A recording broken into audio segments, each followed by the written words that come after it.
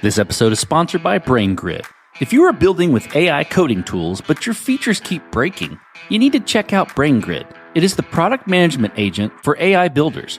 BrainGrid turns messy ideas into clear specs, tasks, and prompts that coding agents like Cursor and Claude can actually build the right way. Ship real software, not fragile prototypes. Start free at braingrid.ai. This episode is sponsored by Unblocked. AI code generation is moving fast, but quality and confidence, well, they haven't kept pace. The core problem is shared context. Unblocked was built to solve this specific problem. The code review platform is built on the same context senior engineers rely on when reviewing code. The result is fewer comments, higher signal, and reviews teams actually trust. Get a free 3-week trial at getunblocked.com/codestory. That's getunblocked.com/codestory. This episode is sponsored by Alcor. Global hiring for engineering teams can be a nightmare. Too many providers, hidden fees, slow support, and local rules that don't make sense. Alcor is a different kind of EOR partner. They're built for tech companies scaling across borders with deep expertise in Eastern Europe and Latin America. Alcor combines employer of record services with tech recruiting, helping you choose the right country, find and assess engineers, and onboard them in days, not months. Nearly 85% of what you pay goes straight to your engineers. Alcor's fee decreases as your team grows, and you can always bring the team in-house with zero exit fee. That's why Silicon Valley startups, including 5 unicorns, work with Alcor. Learn more at alcor.com/podcast or tap the link in the show notes. This episode is sponsored by EquityBee. Stock options can be valuable, but exercising them often means taking on real financial risk. Putting tens or even hundreds of thousands of dollars out of pocket with uncertainty around the outcome makes exercising a difficult decision for many startup employees. And that's where EquityBee comes in. EquityBee helps you exercise your options without using your own capital. No out-of-pocket costs. They provide non-recourse funding to cover exercise costs and taxes. There's no repayment unless the company has an exit. With EquityBee, you don't leave your equity behind. Go to codestory.co/EquityBee to learn more. See terms and conditions in the sponsors section of the episode page. That's codestory.co/EquityBee. This episode is sponsored by Mesmo. If your team is collecting large volumes of logs, metrics, and traces, but still struggling to get timely answers, Mesmo can help. Mesmo is an active telemetry platform that processes and enriches observability data in real time before it's stored or analyzed. That means lower data volume, lower cost, and faster root cause analysis across your existing observability tools. To see how it works, get a demo at mesmo.com/codestory. That's MEZMO.com/codestory. Today's episode is brought to you by .tech domains, and this one hits close to home. Back in 2016, I was building my startup and went hunting for that perfect .com and found next to nothing. So I did what every founder does, settled. Here's what I wish someone had told me. You're building a tech startup, just get a .tech domain. It instantly tells investors and customers what you're about. Don't overthink it. Get a .tech domain for your startup today. Hello, listeners. Today we have a special guest on the podcast, Keith Lucas, a startup advisor specializing in product growth, people, and culture. Keith led product and engineering at Roblox, helping scale its infrastructure, product offerings, team, and business. Most recently, Keith published a book entitled Impact: How to Inspire, Align, and Amplify Innovative Teams. All proceeds from the book go to charities to help young entrepreneurs. So make sure you check the link in the show notes and grab the book today. Keith is going to walk us through the key concepts in the book surrounding centering your team around the vision and mission of what you are driving towards, from recruiting to execution to quote-unquote coaching out. Keith, thank you for being on the show today. Thanks for being on Code Story. Happy to be here. Really excited to dive into your book, all the messages you're delivering there. Before we do, tell me and my audience a little bit about you. Give me a little bit of your backstory. So I came to the San Francisco Bay Area many years ago as a grad student. I was an engineering grad student. and went from there in the late 90s to join Startup World and really loved it. I loved the teamwork. I loved the connection with an audience. I loved the interplay between technology and product. And so once I made that switch, I just stayed there and I loved it. I've worked in a lot of startups over the years, particularly in the .com aftermath, where I was, like a lot of people, jumping from one startup to another as they failed, and then ultimately landed at Roblox, where I had worked with the founder and his partner before, had a great experience, really, really simpatico on a lot of things, and was able to help build Roblox from the early team to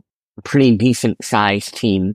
Left there in 2017, or at the end of 2017, worked at Instrumental as COO for a couple of years. And then after that, I've just moved on to advising entrepreneurs. I work directly with founders and with leaders at small companies.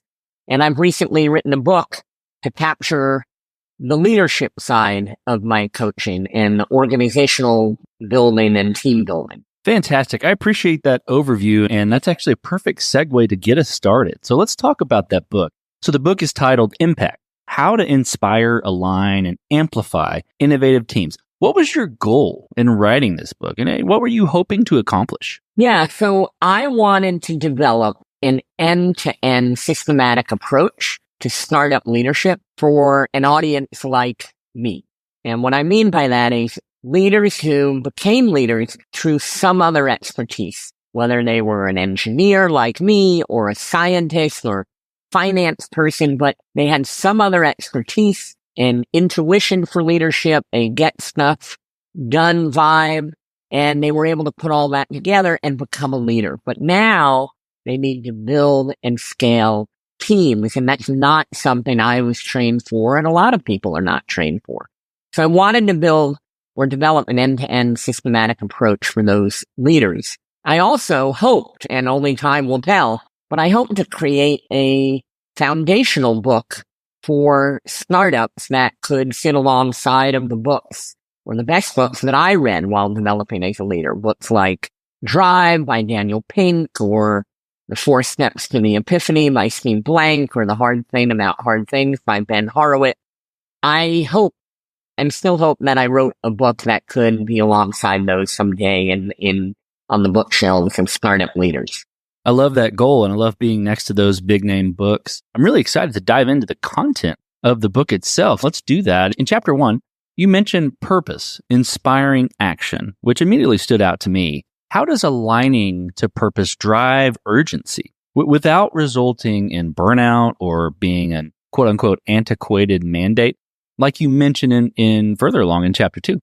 The right kind of purpose drives urgency when it moves everyone from thinking about something that can be done to something that should be done. And Simon Sinek, in his famous video, The Golden Circle, or in the books he's written, has talked about this. So is Daniel Pink in Drive, that when purpose elevates to something that should be done, it can intrinsically motivate people. It can drive that urgency and inspire action. And for it to do that, that purpose must be a compelling vision of the world that people on the team believe in. But it also must have an audience that people can identify with. And as an example of this, I look back at my early years at Roblox, where our vision was to create a place where young people could come together, create, build, and engage with each other in imaginative ways. And our early audience were people who liked doing that. They were into construction, they were technically savvy, and they were actually entrepreneurial. And so every time we had a developers conference and met these people personally, met these young people personally, or invited them to our offices for an internship, we would all get energized, and it would show up immediately in our product roadmap. We would stop working on things that we thought made no difference. we'd immediately start working on the things we could tell would make a difference to that audience. And we would hustle because we believed in what we were doing and who we were doing it for. So in terms of antiquated mandates and burnout and things like that, imagine a value like work hard, but without a purpose that inspired. What happens is if you just tell me to work hard, but I don't know why, I don't know what is the world we're building, I'm not buying into that. And I can't connect my actions to an audience that I'm serving, then it's just going to look like you want me to work hard because you pay me, which is not a bad ask, but that's more extrinsically motivating. But if you connect it to purpose, then I understand why we're working hard. I get it. And I'm more willing to do it because I believe in what we're doing. And so that's really the importance of having an inspiring purpose. Oh, that makes a ton of sense to me. And some of my favorites you mentioned there with Simon Sinek and Daniel Pink, with their books and their concepts, I think drive a lot of this home. Moving forward, you state culture is what you do, not what you say. And how does a leader's daily behavior, especially around micromanagement or decision-making speed, define the team's realized values, overriding the company's codified ones? In my experience, over and over again, I have found that culture is always what you do and almost never what you say. And my favorite example of this is consider a value of act with urgency or move fast. And now consider a leader who doesn't walk the talk. This is a leader who has really long, inefficient meetings, and a lot of them. They require all decisions to route through them, which is a form of micromanagement, and it prevents people from getting stuff done. They take too long to make decisions, too long to fire people, hire people, or promote people. And they take too long to respond to crises or disruptive data. So even if you didn't have a value of move fast, most people who join a startup or an entrepreneurial team would be frustrated by this environment because they weren't seeing things themselves moving fast and getting stuff done. And which in turn lowers the people on the team, it lowers their perception of the probability of success of the entire team. So the lack of urgency by a leader lowers everyone's belief that this team will be successful. Now, if you layered on top a value of move fast, it is even worse for this leader because now they create a culture of inauthenticity, which leads to politics and low transparency. So that is a double whammy there, because not only are you having people not believe in the team's capacity, but now they're seeing a culture of authenticity. And I'll just wrap by saying, consider the opposite. Someone who's relentless about not wanting to waste anyone's time, who makes decisions quickly and course corrects just as quickly, who promotes autonomy and ownership and gets together regularly to talk about progress and alignment, and who is encouraging of people taking action. All of that drives speed without even having a value. The value just codifies it and makes it explicit. But if someone acts with urgency, if the top leader acts with urgency, then everything else just follows. I'm connecting with that and the urgency and how the lack of urgency could really mess up a team culture. Okay, so the idea of the Cascade in chapter 5, I found that interesting. Mapping core beliefs to execution alignment. In terms of feedback, what is the difference between belief busting and hypothesis busting feedback? So how should leaders respond to each of these? And what is the difference in both of those things? And how should leaders respond to each in order to maintain trust and agility? So the Cascade is my framework for what people on an entrepreneurial team should align to. The whole key to performance, as I talk about in my book, Impact, is driving performance while also encouraging autonomy and creativity. You need to do both. And the Cascade is the alignment piece. It is vision, mission, values, strategy, goals, and metrics. Those 6 things. Vision and mission are your purpose. Values are your operating system. And strategy, goals, and metrics are about your execution. What specifically are we doing next? How do we get there? Why are we doing it? And how do we know we're making progress? So vision and mission and values are core alignment. They're your core beliefs about why the team exists and how it works. And the strategy, goals, and metrics are execution alignment. They are really based on hypotheses that of what you're doing next, that you're going to head in a direction and you're going to experiment to learn something to see if that what you're doing next resonates or has the impact you want. So in order to maintain trust and agility, you need to be able to disrupt both of these things when needed. And you'll disrupt execution alignment a lot more than you would core alignment, but you need to be open to disrupting both. Which means that as you get out there and learn, and Steve Blank talks about this a lot in his book, The 4 Steps to the Epiphany, when you get out there and you're learning, you need to be able to come back and disrupt your hypotheses and change course. But at the same time, you might learn along the way that some of our values are not lining up with how we need to operate, or our mission is not quite tuned. So you need to have that. Without that, without those disruptions, you won't be agile. And without those disruptions and that agility, leaders will not have the trust that the team will be able to adapt and will more likely lean towards micromanagement. This episode is sponsored by Alcor. Global hiring for engineering teams can be a nightmare. Too many providers, hidden fees, slow support, and local rules that don't make sense. Alcor is a different kind of EOR partner. They're built for tech companies scaling across borders with deep expertise in Eastern Europe and Latin America. Alcor combines employer of record services with tech recruiting, helping you choose the right country, find and assess engineers, and onboard them in days, not months. Nearly 85% of what you pay goes straight to your engineers. Alcor's fee decreases as your team grows, and you can always bring the team in-house with zero exit fee. That's why Silicon Valley startups, including 5 unicorns, work with Alcor. Learn more at alcor.com/podcast or tap the link in the show notes. Today's episode is brought to you by .tech domains, and this one hits close to home. Back in 2016, when I was building my own tech startup, I went on the hunt for that elusive .com. Looked high, looked low, and guess what I found? Nothing. What I did find cost me an arm and a leg. So I did what every founder does under pressure. Threw in extra letters, settled for the less than optimal name. And here's what I wish someone had said to me back then. Noah, you're building a tech startup. Just get a .tech domain.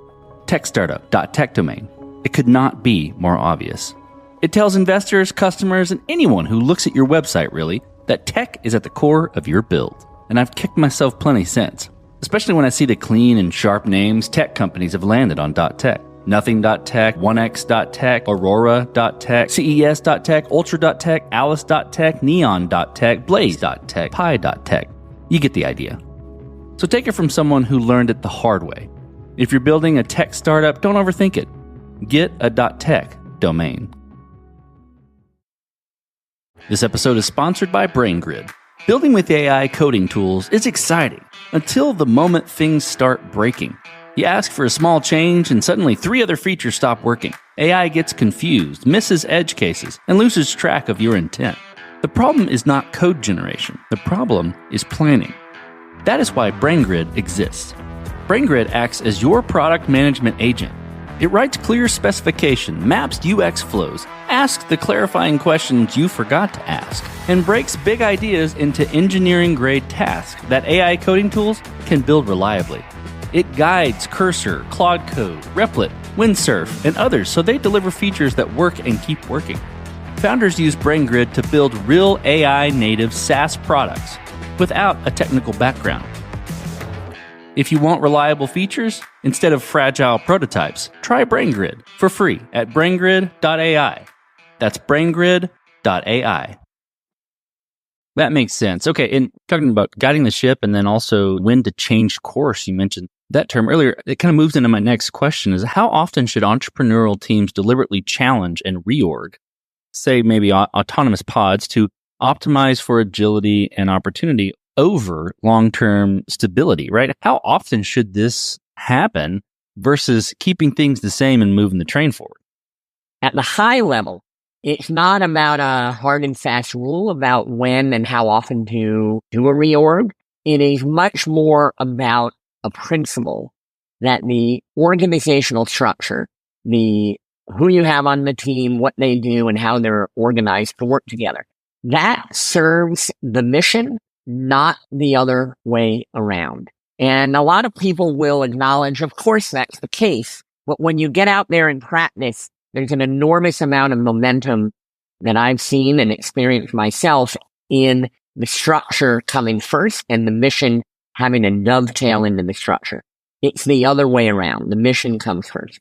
So when doing any sort of thinking ahead and thinking about the team, I have a 3-step process. I think about first, where do we need to be in a certain amount of time, whether it's a week, a month, a year. Where do we need to be? You put a stake in the ground. Then you back out what you need to do in order to get there. And you can do this even in the face of uncertainty, but you can back out the rough guideposts of what you need to do to get there. And then you organize the team around that, regardless of how it's organized today. So let's take an example of a small, say, 10-person team, 20-person team, and how there actually are natural cadences to do this kind of thing. So there are mechanical cadences. You wouldn't want to reorganize at the end of a 2-week sprint across the entire team, but you might every 2 weeks shuffle the team around to allocate resources. More broadly, you might organize the larger team after a quarter or after a multi-week push to accomplish a big goal, or when you have a funding round happen, or every year. Then there's also an opportunistic signals or moments where you can reorganize. It could be when you are experimenting to find product market fit and you have to try something for a month and then you have to try something else for a few weeks and something else for 3 months. Those are moments where you might reorganize quickly to seek product market fit. Another one is once you find it, now you're ready to scale, or when you're entering a new market, or when you are pivoting. So the key point is that the organizational structure serves the mission, not the other way around. That makes total sense. I think that should be shouted from the rooftops. I agree. Okay, so the idea of the OK contributor was really interesting to me. And the OK contributor you define as a person who meets standards in all areas, but shows no exceptionalism. And this really got me thinking, why is this person more damaging to a culture of mastery than the high talent disruptor? To be clear, they're both damaging just in slightly different ways. And I'll take the high talent disruptor first. So this is someone who's really exceptional in one of two ways, but who really doesn't align with the value. And the person causes friction. And so it's a constant assessment for this kind of person, the exceptional person who doesn't align with your values. There's a constant assessment of whether the benefit is worth the cost. And I'll give you a quick example. I worked with someone one time who basically worked like 5 to 6 hours a day. But he was an expert in his field.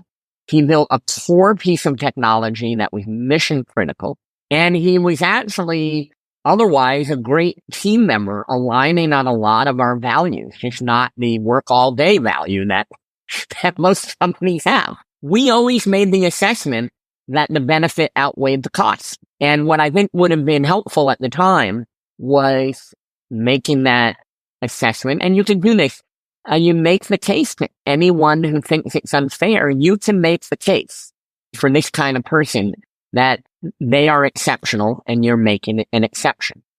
But if that person was toxic or dishonest or combative or violated other values that you have, even the exceptional performance wouldn't matter because the cost of getting it was too high. So with the high talent disruptor, the issue is the friction and cost and pain on others. With the okay contributor, this is someone who, by my definition, is pretty good. They meet all your criteria, but they're just not exceptional at anything, and they don't actually get better over time. And that's a key piece of it. They're where they are. And because they, by my definition, they align with values, in every other way, you can actually take time to coach these people, to experiment with different roles. They are not causing short-term pain. But the key is that ultimately they are reinforcing a culture of mastery. So the biggest impact on culture, in my experience, is who you hire, who you promote, and who you retain. And by retaining a lot of okay contributors, you're creating an environment of okay contributors. And that will lower, again, people's assessment of the team's ability to succeed. So the okay contributor is another way of thinking about it. It's my way of talking about the adage that you hear about B and C players, that it's easy to let go of a C player, but it's hard to let go of B players. And the latter takes discipline. So you really want to avoid reinforcing a culture of mediocrity. And this is a hard thing to do. Definitely a hard thing to do, but it makes sense having a handful of okay contributors creating a culture of okay contribution. That rings totally true for me as a founder myself. I think that moves into my next question really nicely, over to the mission athlete. What is a mission athlete? And when recruiting, how does preparing a vision document for a role shift the recruiting conversation from like a transactional and maybe aligned with a okay contributor, like transactional meeting the expectations kind of thing, to one focused on strategic alignment and ownership? How does preparing that doc shift it? And before that, what is a mission athlete? So a mission athlete is my model for the type of person entrepreneurial teams need most. These are people who are fueled by mission. They're able to operate by a shared set of values. They seek continuous growth in personal capacity and team capacity, and they're able to inspire and elevate their peers. The analogy is very much the elite athletes in sports, and a mission athlete will bring the same kind of optimistic lean-in effort to a startup that an amazing sports athlete will bring to their team. To add mission athletes to your team, you have to remember that while you recruit tactically, you must hire strategically. So tactical recruiting, you got to do all that. It's the job postings, the interview pipelines, the calendar stuff, everything else. But hiring strategically is about holding the line and only hiring people with a high probability of success on your team for your mission right now, based on all of your criteria, including your value. I developed the vision document to help me hire people like this. And what it is a document that is not quite a job description. It is more the following. What is the long-term vision for the role and the near-term mission? And why do these matter to the team? What values should the person in the role operate by in addition to the team values that everyone operates by? What is the role scope and day-to-day priorities? What must the new hire accomplish in the first month, quarter, year? And what are the constraints and strategies available to the person in this role? And finally, what expertise do they need? And so I find that starting here keeps everyone thinking about the mission athlete, the strategic impact of the role, rather than a checklist and a plug and chug sort of approach. If you have this, you can hand this off to anyone to really write the job description, because they have what they need. And the vision doc also can help craft a really good interview funnel. And finally, case in point, in my experience, I've used these to hire executives, and I've gotten really good feedback on it from the people who came on board, who said they had a lot of clarity and space to operate because they had this kind of document to guide them early on and allow them to develop ownership of their own role. This episode is sponsored by Unblocked. There's a good chance you've already tried a few AI code review tools, and you're probably ignoring most of their comments. Not because AI can't review code, but because it's missing context. Most AI reviewers focus on surface-level issues, style nits, obvious refactors, or restating what's already clear from the diff. Meanwhile, the things you actually care about, like whether a change violates an earlier architectural decision or quietly duplicates existing logic, go unnoticed. That's the problem Unblocked is built to solve. Unblocked's AI code review is grounded in decision-grade context, prior PRs, design discussions, documentation, and system-level constraints, the same context senior engineers rely on when reviewing code. Teams using Unblocked report fewer comments, higher signal, and automated reviews they actually trust, enough that many have turned off other review tools entirely. Even if you've already written off AI code review, Unblocked is worth a look. Get a free 3-week trial at getunblocked.com/codestory. That's getunblocked.com/codestory. This episode is sponsored by Mesmo. If you're responsible for reliability, performance, or platform architecture, you already know the problem. Telemetry volume is growing faster than teams can manage it. Mesmo addresses this by moving observability upstream. Instead of storing everything and asking questions later, Mesmo processes telemetry in motion, filtering, transforming, and enriching logs, metrics, and traces before they reach your observability backend. The result is cleaner data, reduced ingestion costs, and faster root cause analysis using the tools you already rely on. Mesmo integrates with platforms like Datadog, Dynatrace, and open source stacks, giving teams more control without adding operational overhead. This is especially useful for platform engineers and SREs supporting complex distributed systems where context and speed matter. To see how active telemetry works in practice, get a demo at mesmo.com/codestory. That's MEZMO.com/codestory. So that all makes sense to me. So you mentioned in Chapter 8 that compensation can be a distraction. And I fully agree there. What core mistakes do scaling startups make with compensation that turn it from a non-issue into an energy-sapping problem that erodes retention? So focusing on the wrong thing, but what mistakes do those startups make? Yeah, the biggest mistake I've seen is when startups are too rigid in setting compensation. And like we said before with org structure, what this means is that the principle is that the compensation plan has to serve the team and the mission, not the other way around. And so my favorite example of this is a real world example. I was advising a company a while back, and I met with an individual contributor who I heard was amazing. They were this can't lose employee. And the trouble was that when I met with her, she wasn't very happy. She told me that she had gotten a raise or hadn't gotten a raise in over 2 years because she had maxed out her salary band for the role.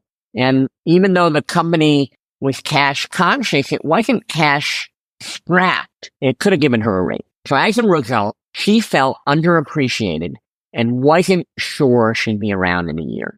And to me, this is crazy. It clearly places people in mission second to rules and charts and bureaucracy. And that's a company killer.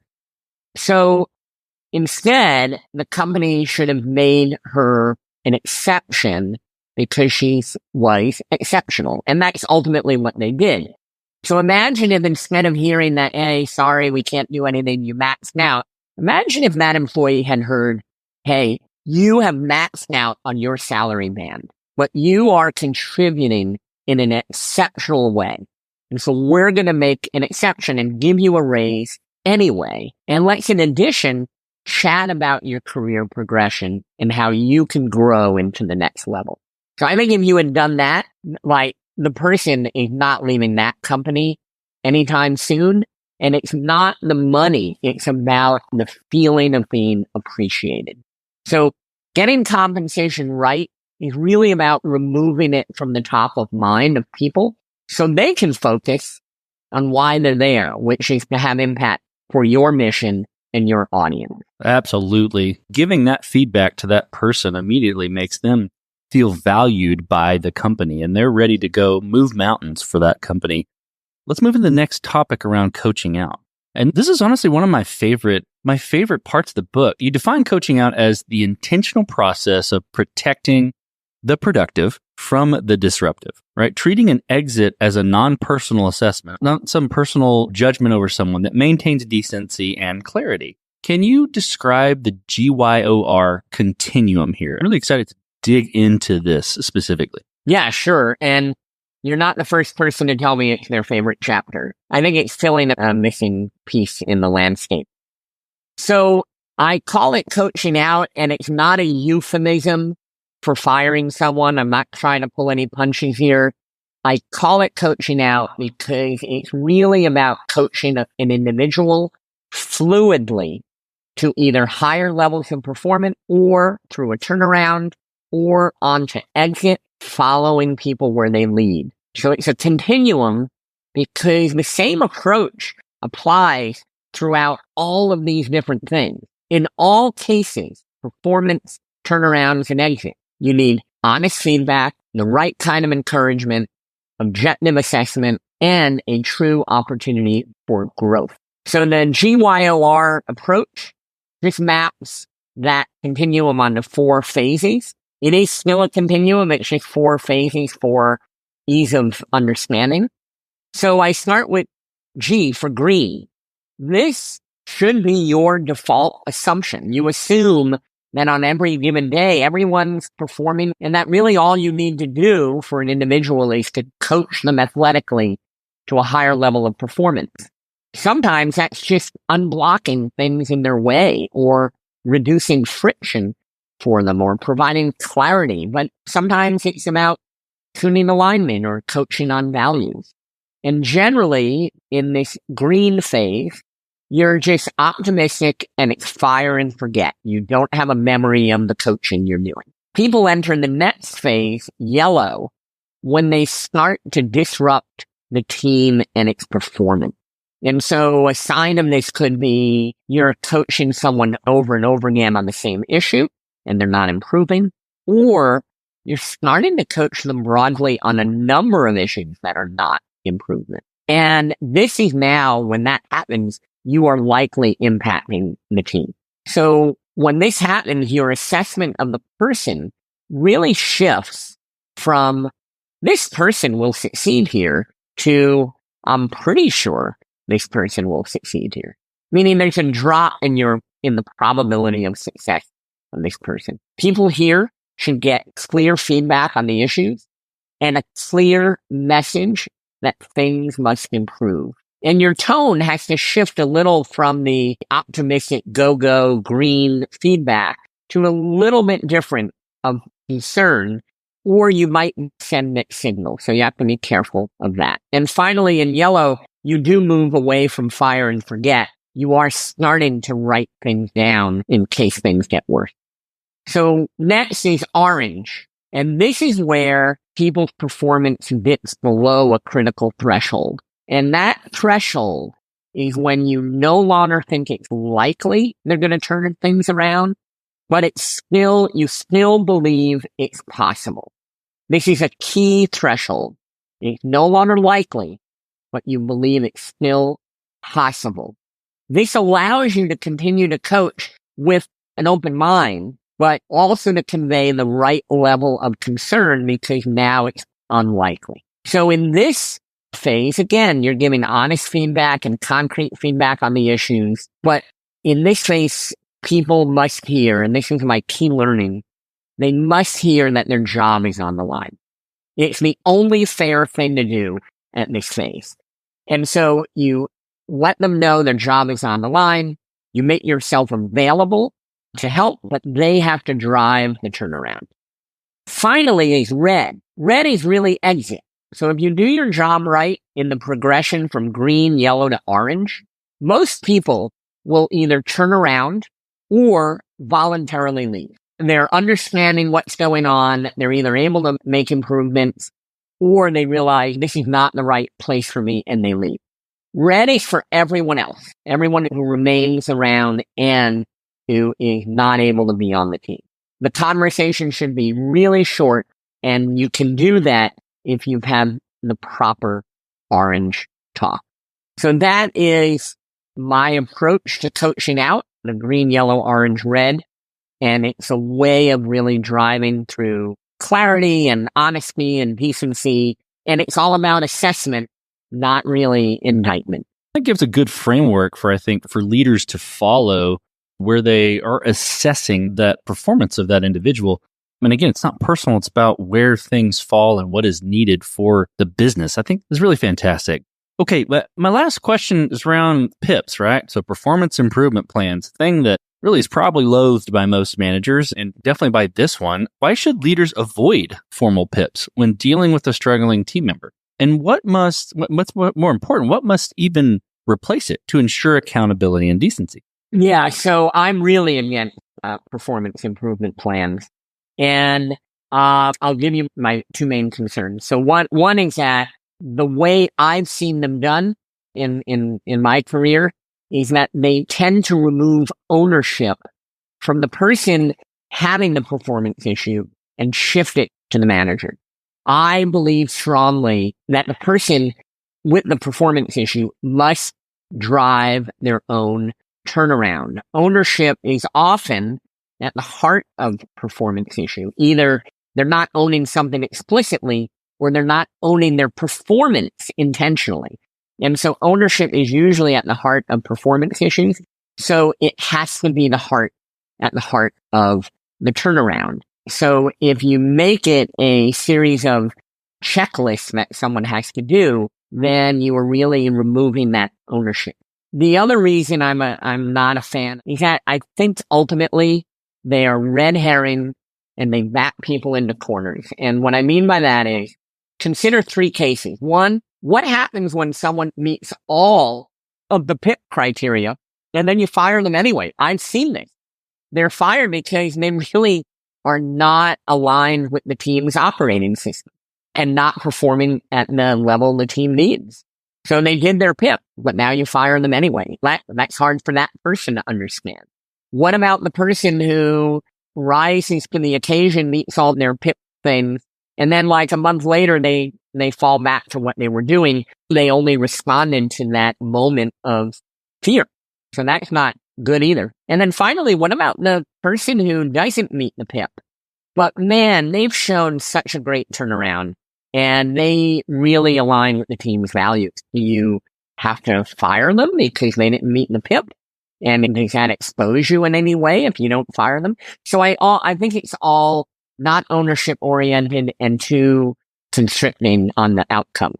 So what I recommend instead, and this is again going with my coaching out philosophy, is when you're really getting close, when you're at the orange talk and you're letting them know their job is on the line, instead of a PIP, you give them a clear picture of where they are and where they need to be. And you try to be as concrete as possible with explicit examples. You then connect their performance to the success of the mission and the team. So it's not just about them performing it. It really is for everyone to understand how critical it is for that person's performance to the success of everyone. You then advise, encourage, inspire, and you direct them to resources, and you make yourself available if they need you. And then you're clear on your obligations for the mission and the team, and that you have an obligation to the mission and the team to protect the environment. And then you stop. You don't go any further. You allow that person to take ownership of their situation and turn it around. And when I've done this in practice, the people who have turned around have gone on to be amazing contributors. And so much so that when I'm reminded like years later that they had this, I'm surprised. I'm like, really? We had an orange talk with you? I'm completely surprised because we led with ownership and information and allow them to manage themselves. Yeah, I think that makes total sense to me, and I'm going to implement that as soon as possible. Keith, thank you for being on the show today. I really appreciate you describing these concepts from the book. The book is full of fascinating and practical concepts for leading these teams to make big impact, innovation, and execution of company's mission. Leading those people in a transparent, upfront way, culturally, all the way from hiring to quote-unquote coaching out, is critical to ensure that team is culturally sound, aligned with the mission, and operating to its fullest to make that said impact. So really appreciate you being on the show today. Yeah, I appreciate you having me. Thank you so much. If you're an entrepreneur leading teams at a startup, you need to get Keith's book today. The topics he covers are critical for doing anything innovative from soup to nuts. You can find it on Amazon, Barnes & Noble, or anywhere books are sold. And check the show notes for links. And thanks again for listening.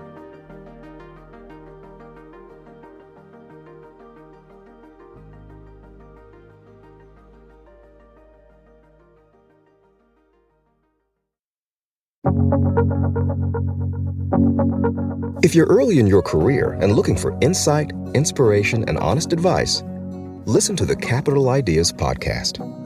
Hear from Capital Group professionals about leaning into the differences that make you unique, making decisions that last, and what it means to lead with purpose.